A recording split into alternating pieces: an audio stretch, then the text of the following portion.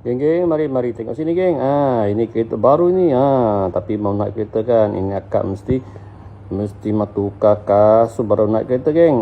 Setiap kali jangan lupa geng. Ini macam kereta begitu mewah geng. Setiap hari kereta memang tak sama geng. Tengok ini semua kereta mewah-mewah kat sini geng. Tempat sini tengok ini kereta mewah begitu. Ada event kan, tak tutup pintu, dah buka dah. Ini tengok geng. Kereta begitu mewah yang ni Porsche ni geng. Tengok ini pun sama juga. Ini lagi kereta antik. Ini kereta apa jenama geng? Tengok logo dia. Saya pun tak tahu geng.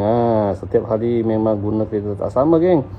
Memang rezeki dia. Tengok sebelah sana kereta mewah begitu. Tak tutup pintu ni geng. Ada bikin event kan. Alarm tekan saja, pintu dah buka ni. Senang saja geng. Memang rezeki dia geng. Tengok kereta ini hitam. Begitu mewah. Baju pun hitam, beg hitam ni. Ini macam geng. Semua satu set warna hitam geng.